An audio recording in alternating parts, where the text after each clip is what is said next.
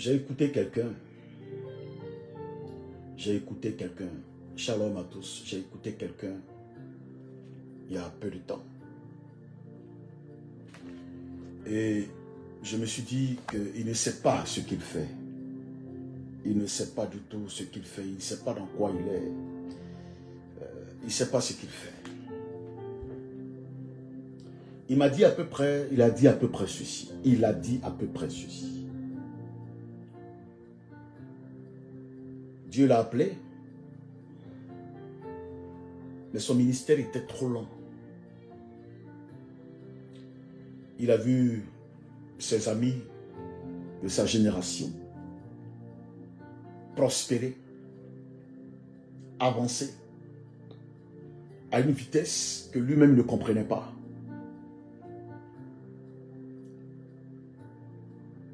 À une vitesse très, disons une vitesse grand V. Ils avaient des voitures, ils ont acheté ils ont eu des propriétés privées, des propriétés immobilières. Ils ont eu des richesses ici et là. Ils ont changé d'habit, changé de statut. Ils sont devenus puissants dans la société. Et lui, il ne comprenait pas que, du point de vue de la connaissance de la parole de Dieu, de la conversion, il semblait être plus en avance qu'eux. Mais eux, ils avançaient. Et quand il rencontrait ces amis-là, ces gens-là le narguaient. Ils le narguaient. Ah non, Dieu, nous on prospère, nous on avance. Toi, tu es là toujours. Il faut avoir les codes. Il faut avoir les codes. Il faut avoir les codes. Tu n'as pas les codes, tu ne peux pas aller plus loin. Tu veux souffrir, tu ne payes même pas ta maison. Oui, il avait parfois des difficultés à payer sa maison. Il avait des difficultés à payer sa maison. Il avait des difficultés à pouvoir s'occuper parfois de ses enfants. On le moquait à gauche et à droite. Et c'était parfois dur. Parfois, son église même, il avait changé plusieurs fois de salle. Et il s'est dit, enough is enough. Il voulait changer de vie. Il était fatigué de la moquerie de ses amis. Il voulait changer de vie. Il voulait changer de statut. Il voyait ses amis pasteurs prospérer quand ils organisaient des veillées de prière. C'était 15, 20 000 personnes. Ils avaient des cars, etc. Et il a voulu faire comme eux. Il s'est laissé emballer par leur discours. Mon ami, viens. Viens, on va te mettre dans quelque chose. Viens, on va te mettre dans quelque chose. Tu vas aller plus vite que nos vieux pères même sont dedans. Nos papas, ceux même que tu appelles nos papas, nos pères spirituels, eux-mêmes, il y a beaucoup qui sont dedans. Viens, on va te mettre dedans. Tu vas aller vite. Au lieu de traîner, tu n'as plus besoin de ça. Regarde ta femme, regarde ta situation. Et à un moment donné, il s'est dit, bon, qu'on lui explique cette affaire. Partagez, s'il vous plaît. Partagez, s'il vous plaît. Ce message est très, très important. Partagez, s'il vous plaît. Partagez ce message. C'est très, très, très important. Partagez. Et ses amis lui ont dit, on va te mettre dans quelque chose. Et quand on va te mettre dedans, tu vas voir, ça va aller très vite. Tu vas prospérer à tous les niveaux. Tu vas voir la gloire de Dieu va resplendir sur toi. Et il s'est laissé emballer. Il s'est laissé séduire par la convoitise des yeux. Combien d'entre nous ne sommes pas séduits par la convoitise des yeux? On a envie d'avoir des voitures, des maisons. On veut être riche. On veut être compté parmi les décideurs, parmi les grands hommes. Et tout notre discours, tout le discours qu'on entend, qu'on nous rabâche à longueur de journée, c'est l'argent, l'argent. Et ce pasteur s'est laissé, ce jeune serviteur s'est laissé embarquer. Et il est rentré dans des pratiques mystiques. Il a fait une alliance. Une bonne alliance. Et j'ai vu sur les réseaux sociaux que son ministère a commencé à accélérer. Ouais. Il a commencé rentrer dans des mouvements pas possibles. Il a commencé à courir plus vite. Le monde arrive. Non seulement à côté de ça, quand l'argent a commencé à rentrer, il s'est donné le moyen d'aller plus vite encore, d'avoir plus d'argent. Là où il ne pouvait pas payer une maison de 60 000 ou bien de 30 000 ou de 40 000, aujourd'hui il peut se louer une maison d'1 million par mois et puis il ne tremble pas. Est-ce que vous comprenez ce qu'il dit? Et puis il ne tremble pas. Et il a commencé à voir qu'en plus du mysticisme, les milieux qu'il a commencé à fréquenter là, il a commencé à côtoyer des pédés. Il a commencé à voir des gens qui pratiquent l'homosexualité. À mesure que l'argent coule, les vices augmentent, les dérives augmentent, les orgies augmentent. Et lui-même, il a mis en place un système. Un système pour pouvoir monter les faux miracles. Afin que les gens viennent encore plus. Il a embarqué ses enfants dedans, ses enfants spirituels, qui eux-mêmes recrutent des gens, etc. Et il a l'argent, comme c'est pas. Il vous dit, quand il vous dit l'argent, il a blé même, comme disent les Ivoiriens, il a le blé. Est-ce que vous comprenez ce qu'il dit? Et là maintenant il dit, maintenant qu'il s'est sécurisé,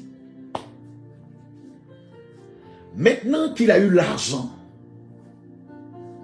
maintenant qu'il est prospère, maintenant que ça va, et qu'il s'est sécurisé sur au moins 1 ou 2 générations, et qu'en ce moment il ne peut plus être pauvre, maintenant, il va revenir maintenant au Seigneur pour le servir bien. Ris avec moi un peu.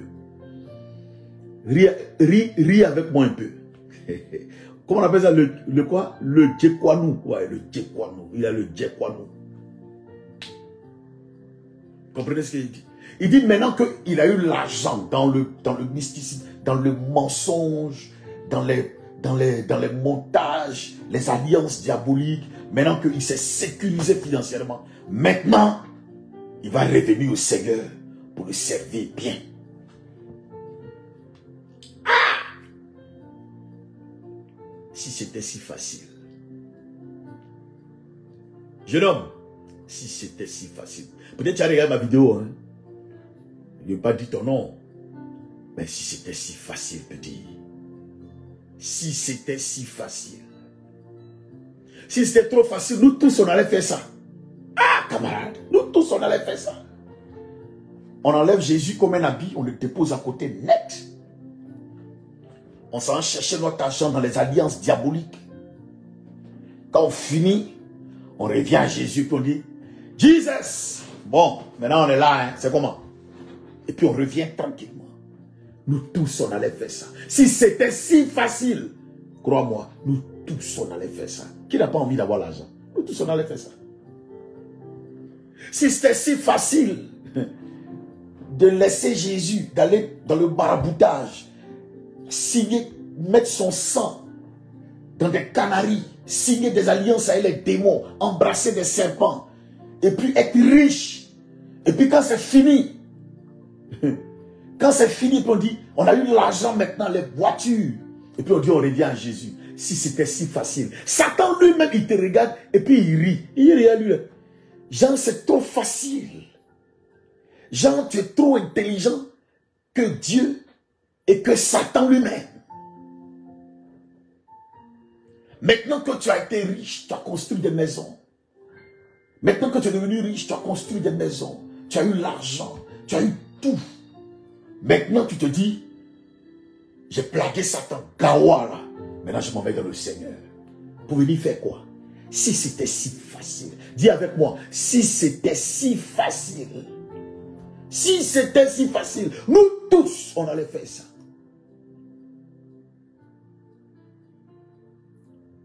Si c'était si facile. Des gens se sont crus trop intelligents. Ils se sont cru trop intelligents. Ils se croient trop intelligents. Et ils se donnent de la confiance. Ils se donnent bonne conscience en disant, et on leur dit, non, vos vieux pères même sont dedans. Quel vieux père qui est dedans? Ceux qui sont dedans, ils se connaissent. Oui, vos vieux pères là, ils sont dedans. Tous les vieux pères, comme nous là, on n'est pas dedans. Vous savez pourquoi je dis? Parce que la route que vous empruntez là, nous on connaît la route là. C'est pas qu'on n'a pas vu. Dans notre marche chrétienne là, on a vu la route là. Et on a vu des routes, pas la route, des routes qu'on aurait pu emprunter, camarades. On a vu des routes qu'on aurait pu emprunter. Pour aujourd'hui même avoir un hélicoptère, c'est facile. On aurait pu emprunter ça. C'est vous qui avez découvert ça maintenant. Il y a longtemps, cette route-là, nous on a vu ça. Il y a longtemps que nous on a vu ça. Mais on a regardé cette route-là. Et puis on a dit non. Vous pensez que vous êtes les premiers que les gens ont approchés? Non, on nous a approchés aussi. Encore qu'on n'était même pas vieux, on était plus jeunes. Donc on était susceptibles, à cause de notre jeunesse, de prendre des raccourcis ou des chemins. On a regardé ces voies, on a dit on ne rentre pas dedans. Parce que c'est facile de rentrer. C'est impossible d'en sortir. Je répète, c'est facile d'entrer. C'est impossible d'en sortir. Demandez à tous ceux qui sont rentrés dans les sciences mystiques si c'est facile d'en sortir. Surtout, demandez à ceux qui ont connu Jésus, qui étaient chrétiens, pasteurs, et puis ils sont rentrés dans ça. Si on sort, on ne sort pas. Il n'y a pas un qui va venir, va dire, non, j'étais chrétien, bon pasteur, et puis je suis allé chercher l'argent dans le mysticisme. Maintenant que j'ai eu, je reviens dans le ciel. On ne sort pas de ça. Si c'était si facile, tous les hommes de Dieu que vous voyez connectés, là, ils allaient faire ça aussi. Si c'était si facile de mentir au nom de Jésus, de monter des miracles, d'aller louer des gens, des paralytiques, de faire comme si ils sont malades, et de faire croire aux gens qu'ils sont guéris, et d'avoir l'argent ressorti de ces faux miracles, d'être riche maintenant, puis de dire, maintenant, je vais servir Dieu correctement. Vous pensez que c'est si facile? Vous pensez que c'est si facile? Vous pensez que le diable même c'est votre camarade? Ça veut dire que vous, encore, non seulement vous croyez plus intelligent que le Seigneur, et vous croyez plus intelligent, mais que celui qui est plus bête même encore, le diable.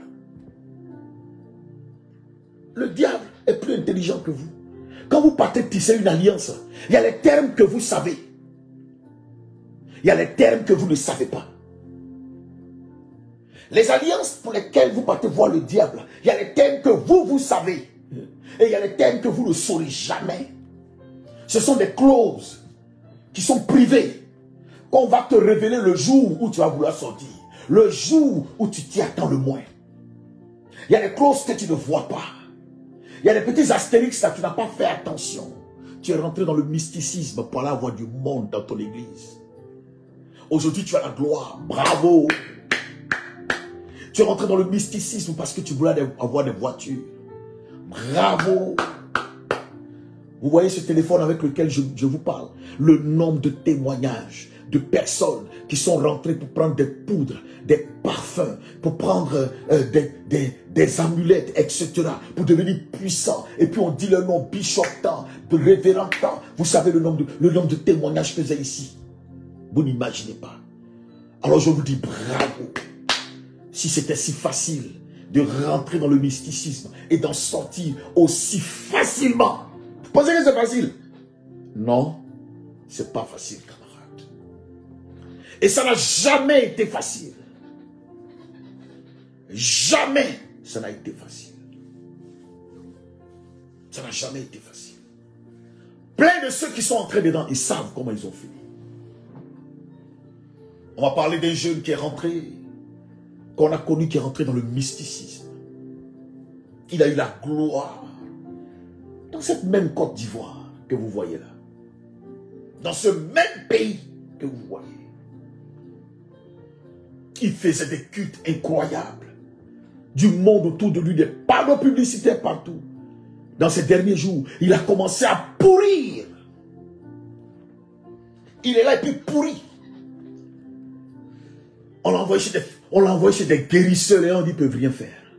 Vous savez pourquoi? Parce que le guérisseur lui-même, son patron, c'est Satan. Quand il regarde son patron dit quitte là.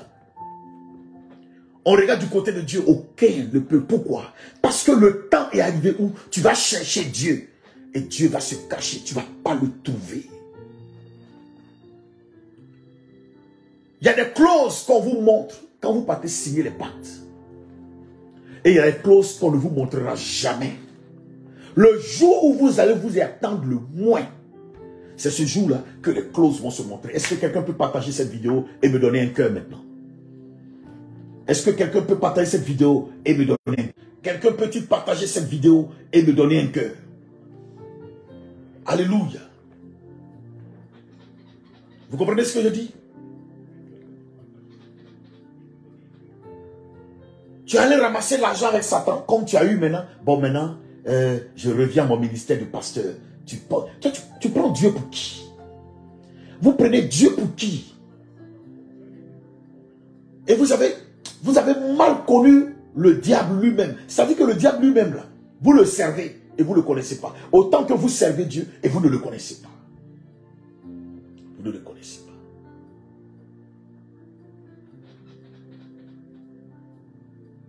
J'ai dit à ce jeune, tu es un homme mort. Tu es un homme mort. Il dit quoi? Il dit, tu es un homme mort. Oh, je connais la miséricorde de Dieu. Mais ne parlez pas que de la miséricorde de Dieu.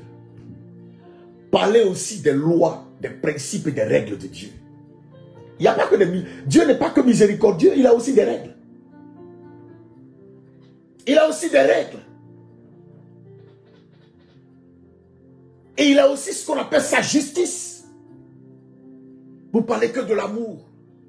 Parlez aussi de ses règles, de sa justice, de sa sévérité.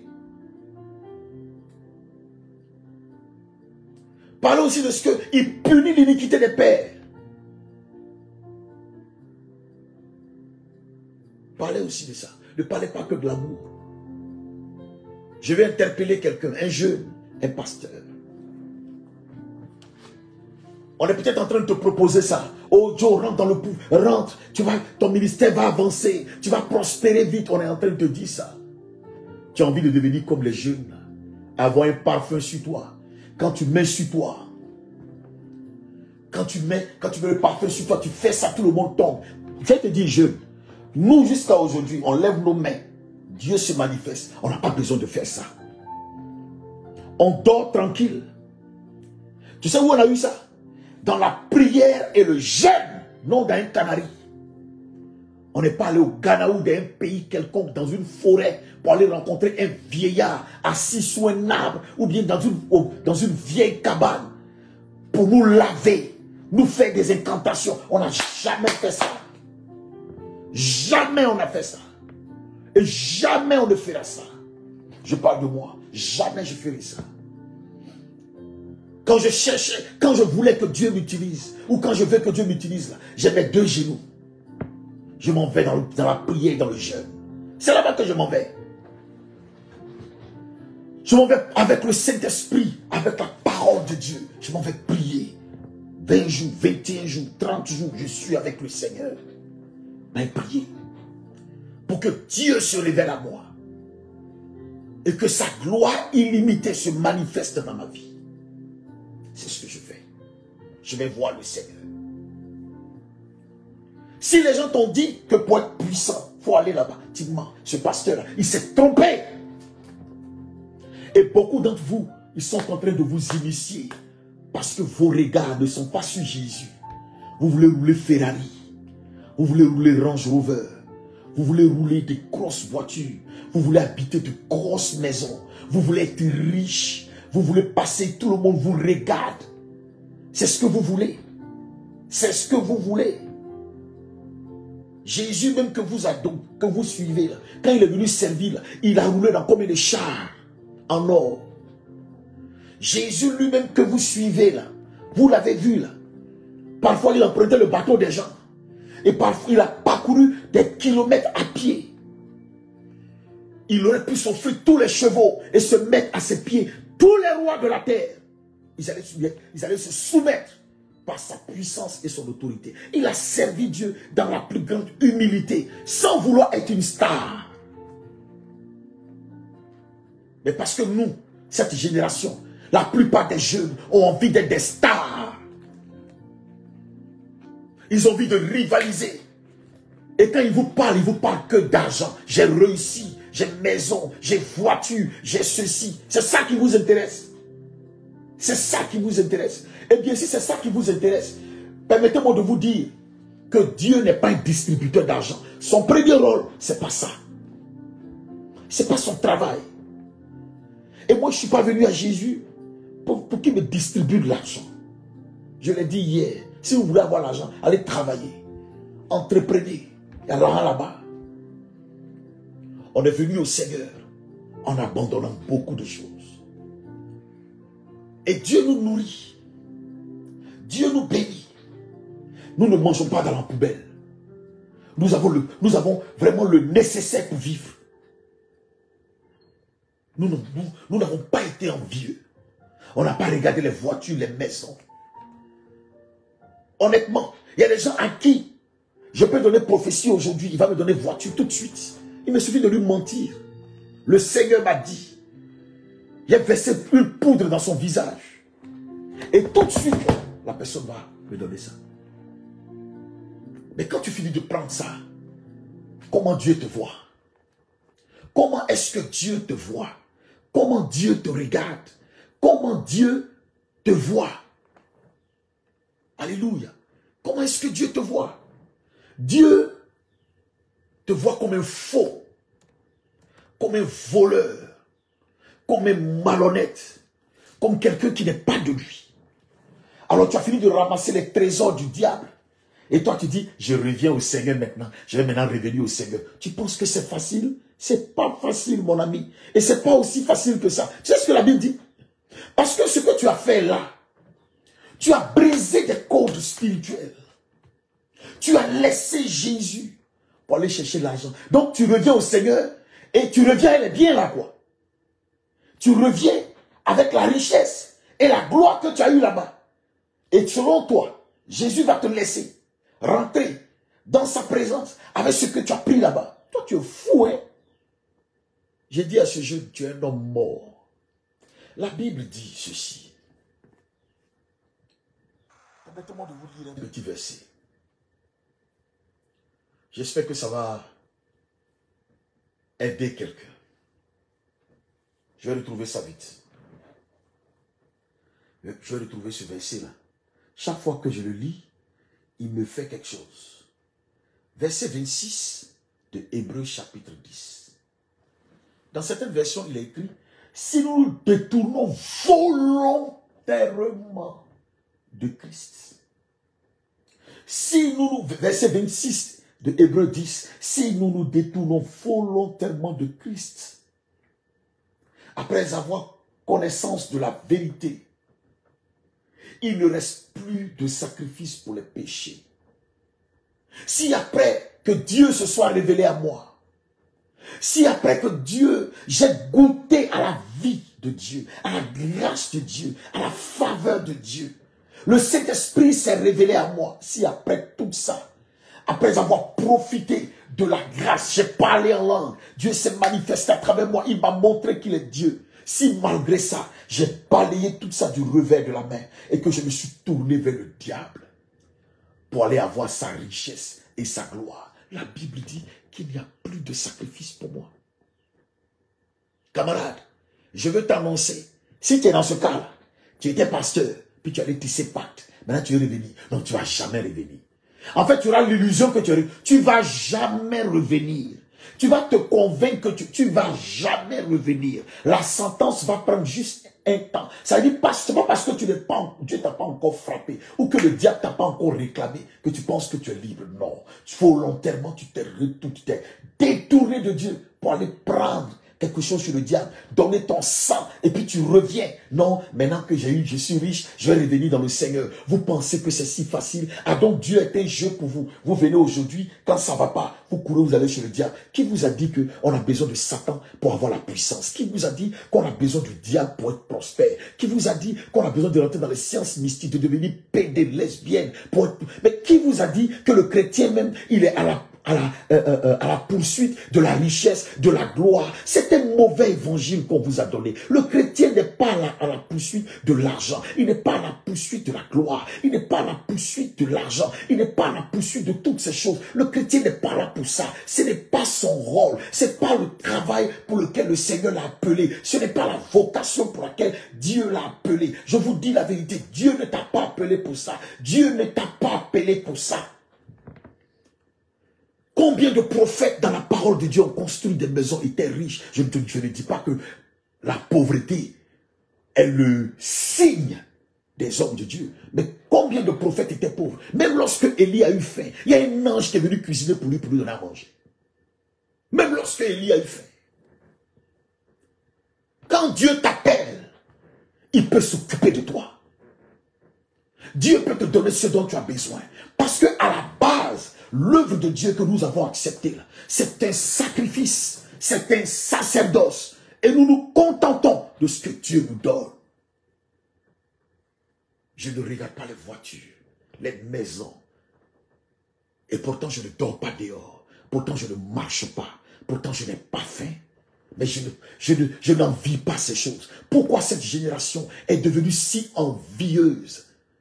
Envieuse.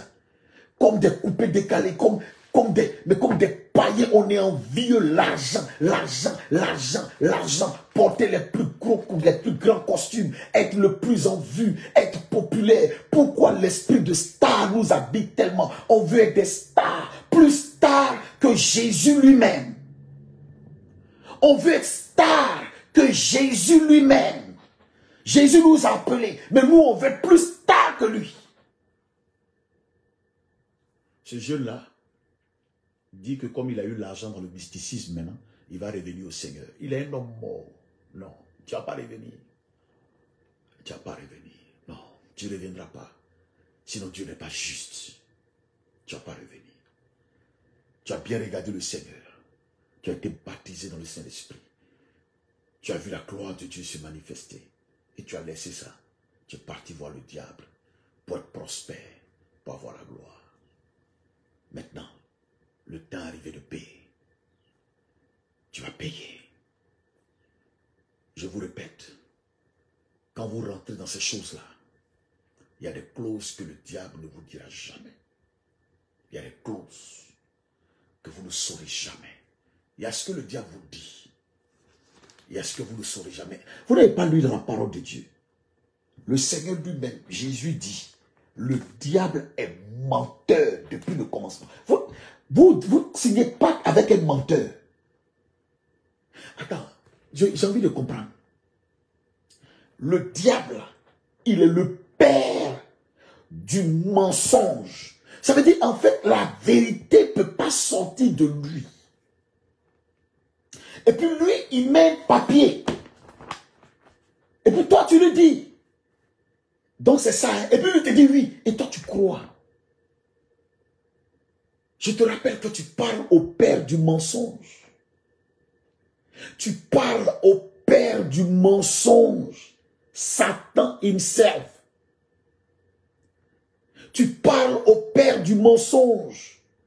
La vérité ne sortira jamais de lui. Quelqu'un qui peut mentir même sur son propre nom. Le diable, même sur son propre nom, il ment. Même sur son propre nom, il ment. Sur sa nature, il ment. La Bible dit même qu'il vient en comme ange de lumière. Sur sa propre nature même, il ment.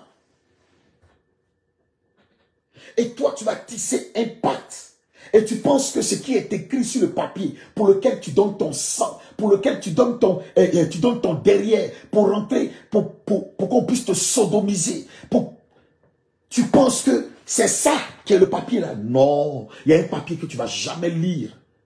Il y a un papier que tu ne vas jamais lire. Il y a des clauses que tu ne sais pas. Le temps va arriver où tu as dit, ah non, maintenant je suis fatigué, j'ai fait ma part. On va te dire, non, tu n'as pas encore fait ta part. On va te montrer maintenant ce que tu dois faire. On va te réclamer ta mère. On va te réclamer tes enfants. On va te réclamer ton père. On va te réclamer les gens que tu aimes le plus. On va te demander de faire des choses. D'aller dans la brousse pour coucher avec un chien. On va te demander de sodomiser une chèvre. De coucher avec un chien. Tu ne connais pas encore les clauses. Tu vas devenir esclave. Et ce sont des choses que tu vas faire tous les jours. Pourquoi? Parce que quand on rentre dedans, on n'en sort jamais. Tu laisses le Seigneur puis tu t'es rentré dedans. Tu ne vas pas sortir. Tu ne vas pas sortir. Si tu ne connaissais pas le Seigneur, que Jésus vient te sauver, c'est un cas. Mais tu connais Jésus, et puis tu l'as laissé. Et parce que tu souffres trop dans le ministère, ou tu souffres trop dans la vie, toi tu vas aller chercher l'argent. Tu ne vas jamais en sortir. Tu vas aller coucher avec des poulets. On va te demander d'aller faire la pipe à des chevaux. Parce que le diable va te réduire, mais à l'espèce animale. Il va te déshumaniser. Il va te prendre toute la substance qui est en toi. Il va tout te prendre. Il va te prendre tout. Et tu verras. Je vous parle. Tu verras. Vous qui suivez le Seigneur, vous qui marchez avec Jésus, marchez droit. Ne regardez pas l'argent. Ne regardez pas la gloire.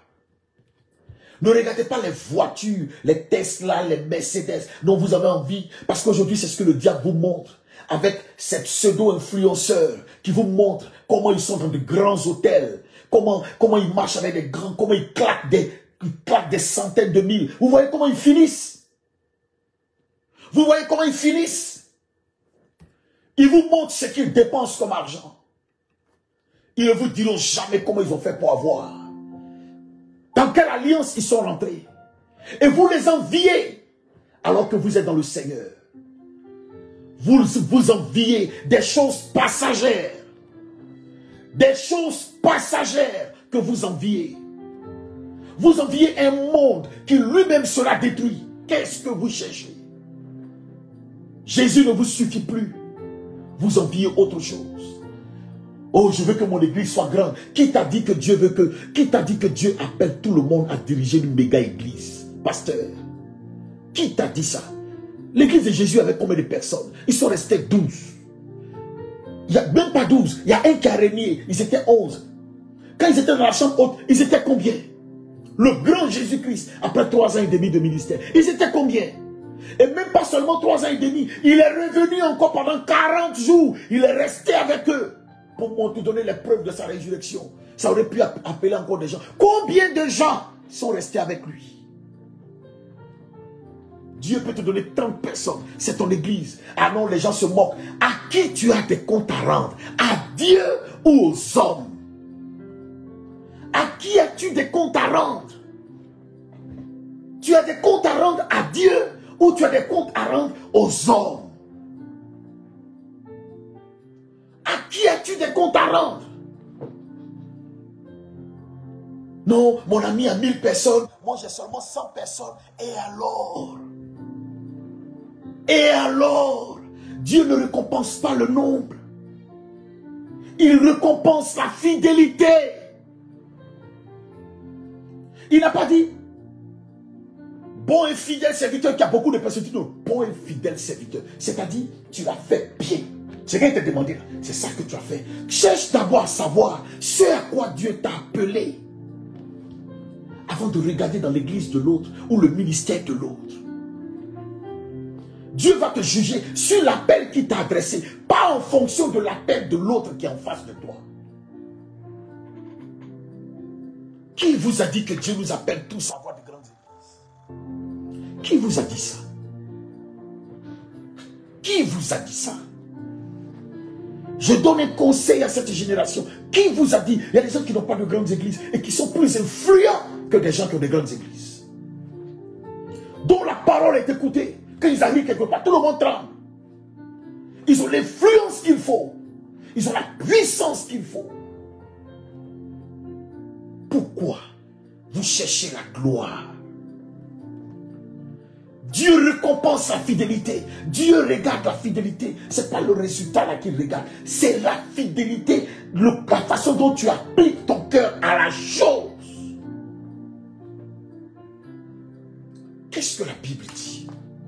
Dans le livre de Psaume chapitre 119, verset 4.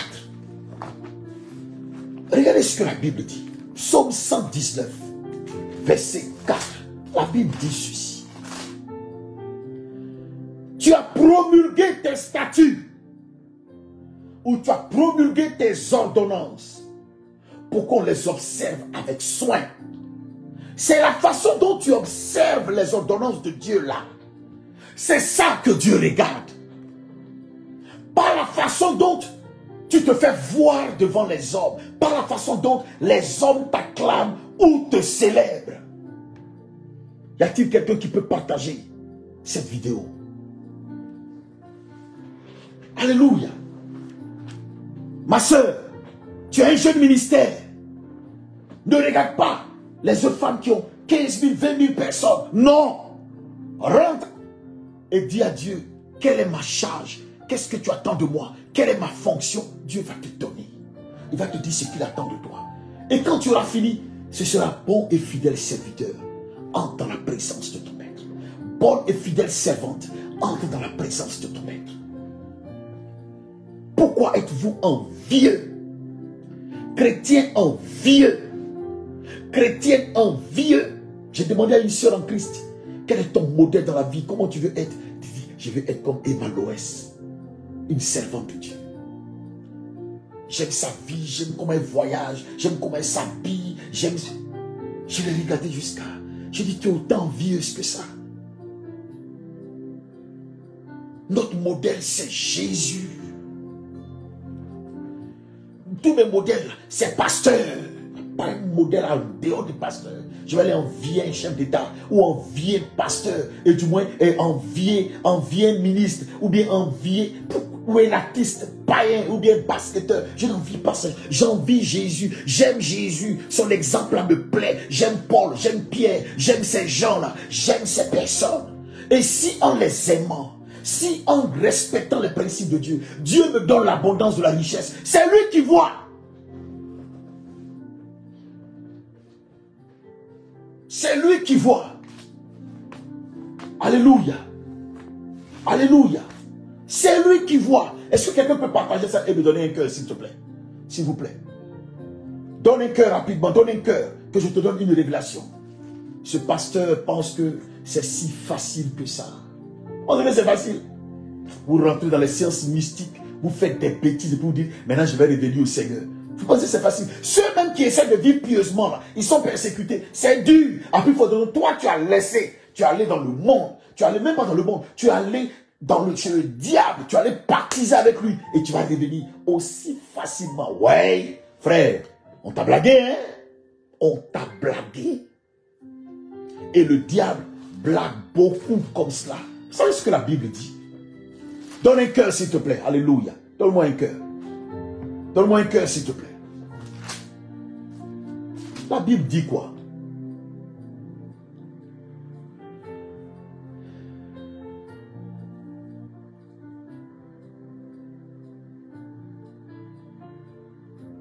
La Bible dit, certes, c'est une grande source de gain, la piété, si l'on se contente de ce qu'on a. Si l'on se contente de ce qu'on a. 1 Timothée, chapitre 6, verset 6. C'est une grande source de gain que la piété, si l'on se contente de ce qu'on a.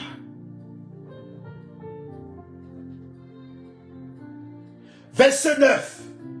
Vous qui cherchez l'argent, qui voulez être riche à tous les coups, là, voilà ce que la Bible dit. Vous serez étonnés de ce verset-là. Mais ceux qui veulent devenir riches tombent dans la tentation,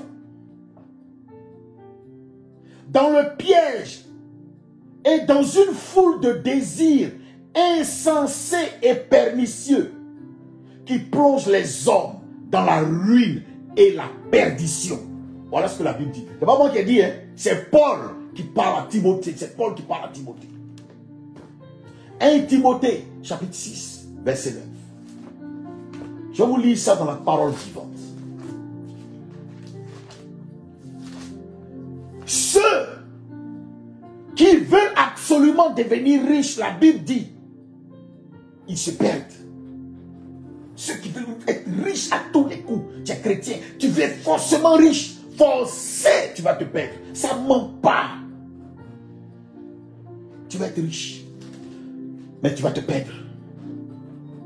Parce que, à partir de ce moment-là, tu vas utiliser des voies qui ne sont pas les voies de Dieu pour devenir riche. Tu vas devoir te compromettre. Tu vas devoir te salir. Tu vas devoir te détruire. Tu vas devoir tisser des alliances. Tu vas devoir rentrer dans des pactes impensables. Est-ce que j'ai parlé à quelqu'un?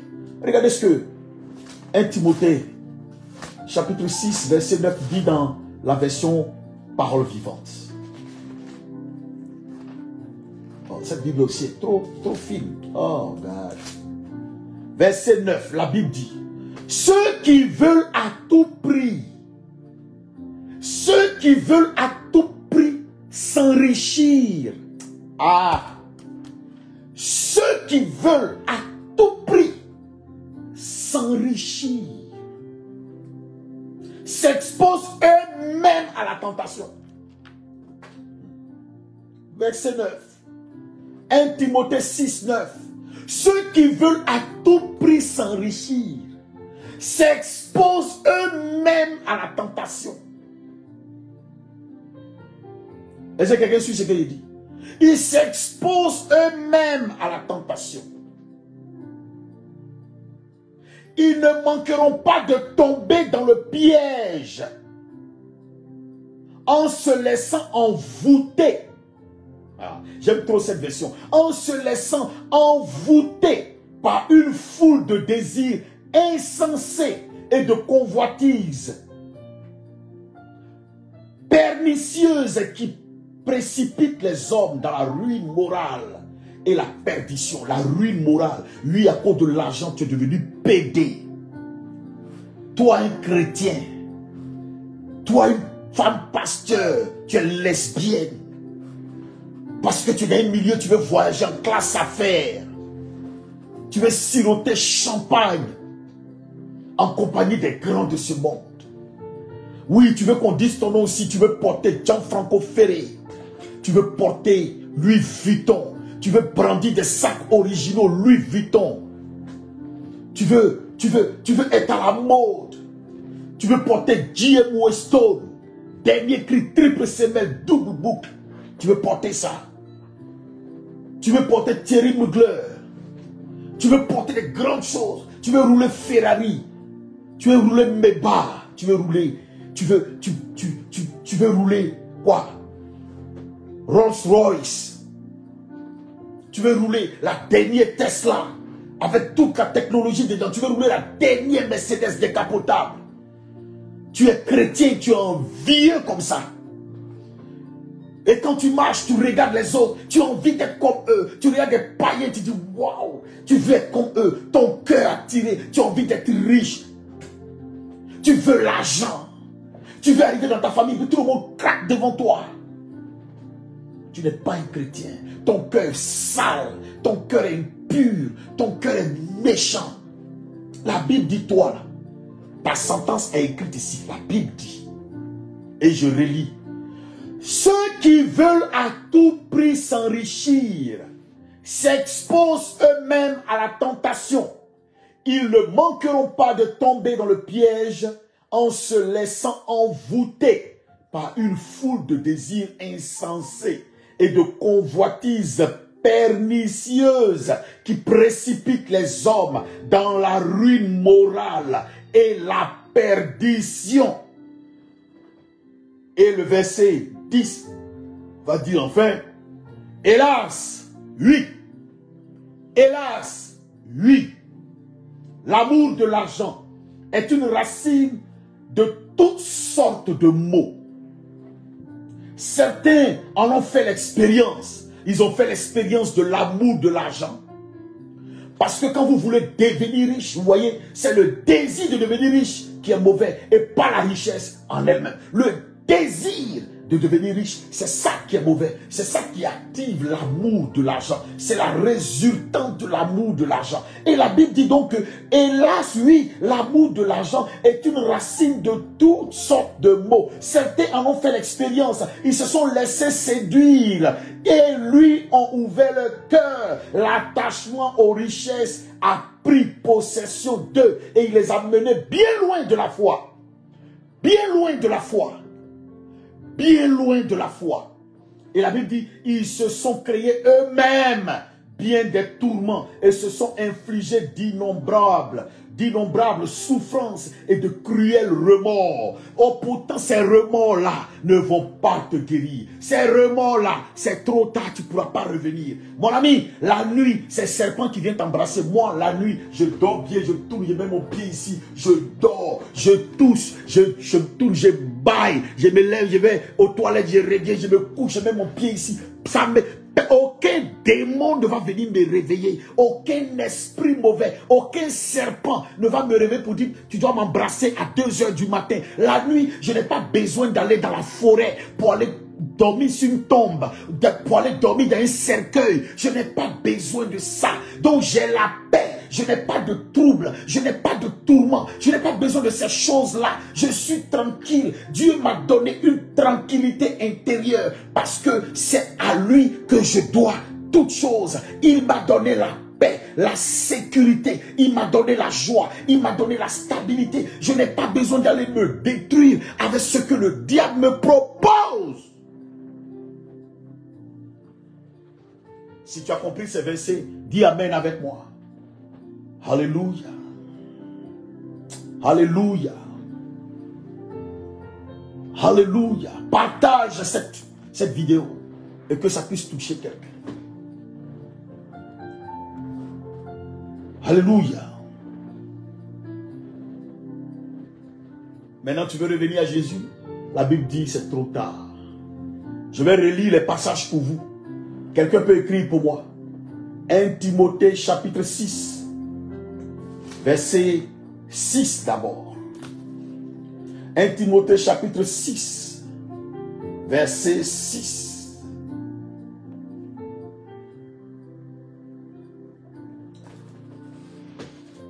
Alléluia. Le véritable attachement à Dieu, le véritable attachement à Dieu est en effet une grande source de richesse s'il va de pair avec le contentement d'esprit, c'est-à-dire une sorte de mots. Certains en ont fait l'expérience, ils se sont laissés séduire, ils ont ouvert leur cœur, l'attachement aux richesses a pris possession d'eux, il les a menés loin de la foi. Ils se sont donc créés eux-mêmes bien des tourments et se sont infligés d'innombrables souffrances et de cruels remords. Que le Seigneur Jésus-Christ vous bénisse. Que le Seigneur Jésus-Christ vous bénisse et vous donne de revenir à lui et de vous attacher véritablement à lui et non de poursuivre le matériel, l'argent, les biens de ce monde. D'être possédé par l'amour de l'argent et l'amour de la richesse. À cause de cela, des gens vont tisser des pattes et ils ont détruit leur vie aujourd'hui. Contente-toi de ce que Dieu t'a donné. Quand le temps arrivera où Dieu estimera que tu dois avoir plus, tu auras plus. Il y a des bénédictions que Dieu ne te donne pas parce qu'il sait qu'aujourd'hui, s'il t'ouvre cette porte-là, si cette porte t'est ouverte, tu vas te détruire. Tu vas te détruire. Dieu est en train de te préparer ton cœur, préparer ton âme. Il y a des bénédictions qui vont te détruire. Si tu n'es pas prêt, si ton cœur n'est pas prêt, si ton âme n'est pas prête, tu vas te détruire. Est-ce que vous donneriez votre voiture à conduire à votre enfant de 15 ans qui ne sait pas conduire? Ça veut dire que vous ne l'aimez pas. Donc il y a des choses que Dieu ne va pas vous donner. Parce qu'il vous aime. Parce qu'il vous aime. Il y a des choses qu'il ne va pas vous donner. Pour l'instant, quand le temps viendra, il vous donnera ça. Le diable vous donne tout. Parce qu'il veut votre âme. Tout ce qu'il peut vous donner pour détruire votre âme, c'est ça qu'il veut. Et le diable ne guette que votre âme. Le diable ne regarde que votre âme. C'est ça qui l'intéresse. Il veut détruire ça. Que Dieu vous bénisse. Que Dieu bénisse vos vies. À plus tard. Et partagez massivement ce direct. Likez. Partagez au moins 10 fois par personne. Soyez bénis.